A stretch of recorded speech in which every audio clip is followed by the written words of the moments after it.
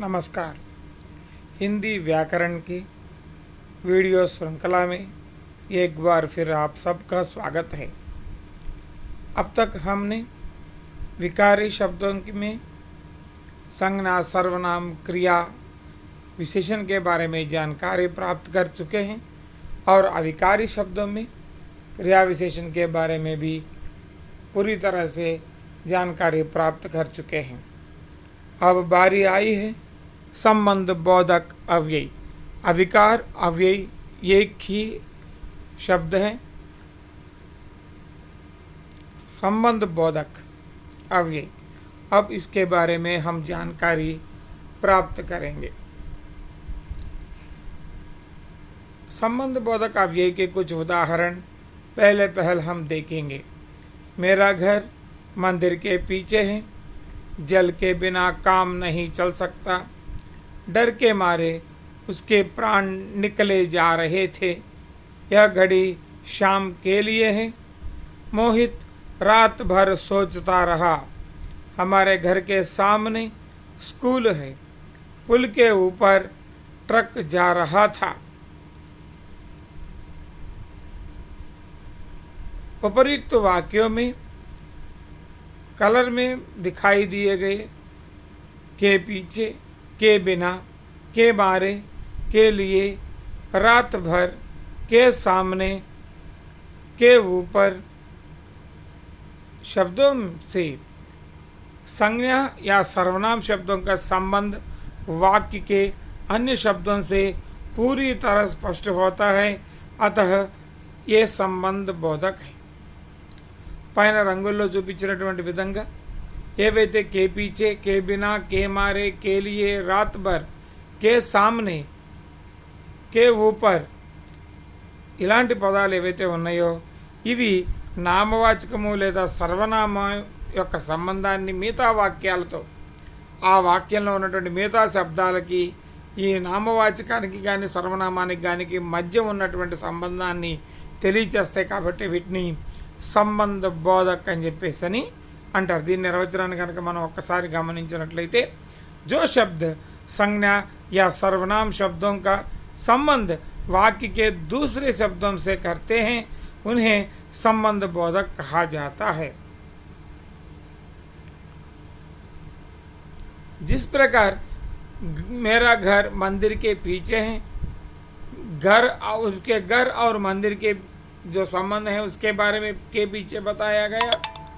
और जल के बिना काम नहीं चल सकता, बिना जल के कोई भी काम नहीं कर सकता। जल और काम के बीच के संबंध के बारे में इस तरह वाक्य में अन्य शब्दों से संज्ञा या सर्वनाम शब्दों को संबंध बताने वाले शब्द को संबंध बोधक कहते हैं।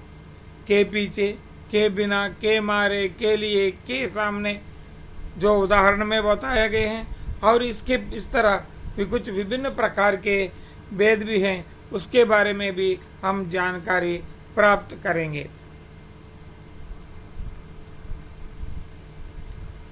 अर्थ के अनुसार संबंध बोधक अव्यय के प्रकार इस प्रकार है। ये पूरे 12 प्रकार के होते हैं। हम धीरे धीरे बारीकी से एक एक विषय के बारे में जानकारी प्राप्त करेंगे। अर्थ के अनुसार संबंध बोधक अव्यय 12 प्रकार के हैं। पहला है कालवाचक संबंध बोधक। इसमें के नीचे, के आगे, के पीछे, के बाद, के पहले इस तरह है। स्थानवाचक संबंध बोधक में के पास, के नज़दीक, से दूर, के पीछे, के आगे, के नीचे, के ऊपर, के तले, के सामने इस प्रकार बताए गए हैं। तुलनावाचक की अपेक्षा, की बनिस्पत, के आगे आदि। समानता सूचक के समान, के तुल्य, के बराबर, की तरह आदि। विनिमयवाचक के स्थान पर, के बदले, उनके स्थान पर, उनके बदले इस तरह। विरोधवाचक के विपरीत, के खिलाफ, के उल्टा। उद्देश्य सूचक की खातिर, के हेतु, के लिए। संबंध सूचक के साथ, के संग, के समेत। ये अब तक 8 प्रकार हो चुके हैं। और कारण सूचक, के कारण, के लिए, के मारे। दिशा सूचक, की तरफ, की ओर, के चारों ओर, के पार आदि। संग्रहवाचक, भर, पर्यंत, तक। व्यतिरेकवाचक, के अलावा, के सिवाय, के बगैर, के अतिरिक्त, से रहित। इस प्रकार 12 प्रकारों में अर्थ के अनुसार संबंध बोधक अव्यय के प्रकार हैं। जिस प्रकार इन सभी में बताया गया है, इन शब्द कहीं पर आए हम समझ सकते हैं वे संबंध बोधक अव्यय है। और कुछ वाक्य प्रयोग भी आप जानकारी प्राप्त कर सकते हैं इसके आधार पर, वेदों के आधार पर। 9 के बाद 10 आता है। दिल्ली यहाँ से दूर है, किताब टेबल के ऊपर है, भेड़ों का एक झुंड पहाड़ी की ओर जा रहा है। यह बयान तुम्हारे पिछले बयान के खिलाफ है। श्री राम पत्नी सीता और भाई लक्ष्मण के समेत वन को गए। विनम्रता के बिना मनुष्य की शोभा नहीं होती। दर्द के कारण वह चटपटा रहा था। दक्षिण की तरफ एक गहरी खाई है। गरीबी के कारण उसे बहुत दुख उठाना पड़ा। जिस प्रकार आपको इस वीडियो में बता ही रहे हैं, जो रंगीन है, रंगीन में दिखाई दे रहे हैं, वे सभी संबंध बोधक शब्द हैं।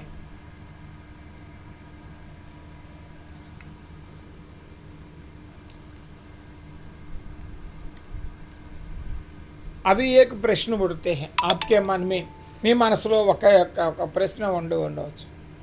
ఇవన్నీ చూడబోతే క్రియా విశేషణాలలాగా ఉన్నాయండి.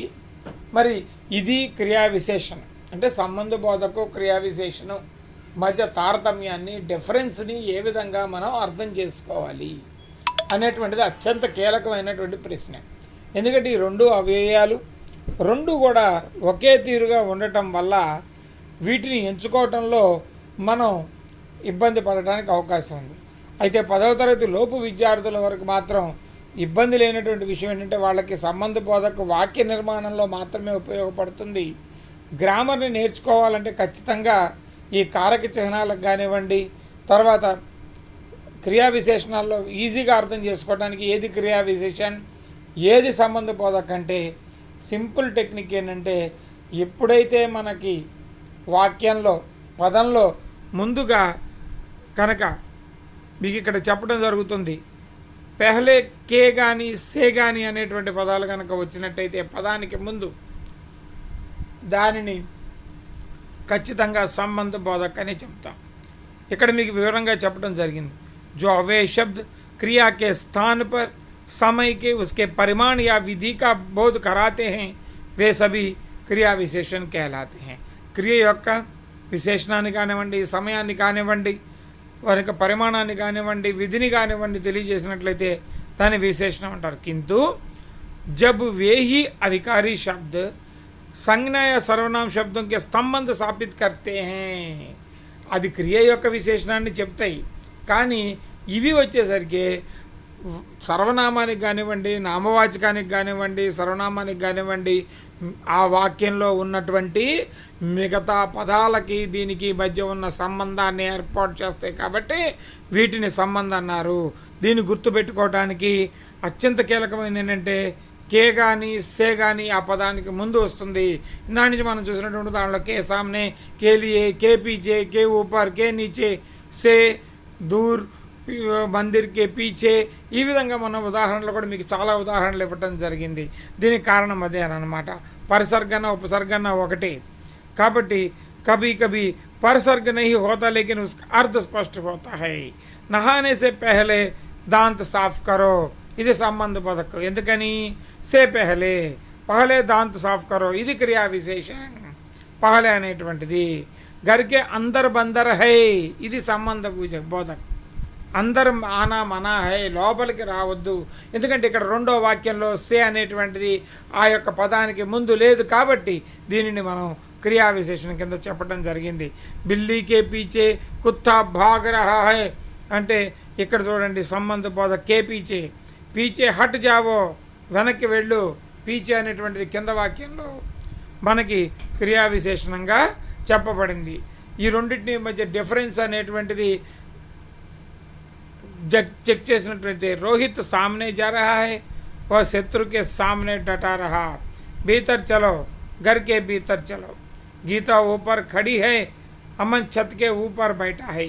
పైన క్రియా విశేషణాల్లో ఎక్కడా కూడా ఆ యొక్క సామనే కానివ్వండి, భీతర్ కానివ్వండి, ఊపర్ అనివ్వండి, మధుర్ అనేటువంటి దానికి కానివ్వండి, ఆగే అనేటువంటి దానికి కానివ్వండి ఎటువంటి కే అనేటువంటి కానీ సే అనేటువంటి పరసర్గం రాలేదు. కాబట్టి మనం వాటిని క్రియా విశేషణాలుగా మనం తెలుసుకోవచ్చు. అదేవిధంగా సంబంధ బోధకులో కనుక చూసినట్టయితే శత్రు కే సామనే, घर के भीतर, छत के ऊपर, श्याम से मधुर, కే ఆగే ఈ విధంగా చెప్పడం జరిగిందనమాట. ఇది సంబంధ బోధకు సంబంధించినటువంటి వివరాలు.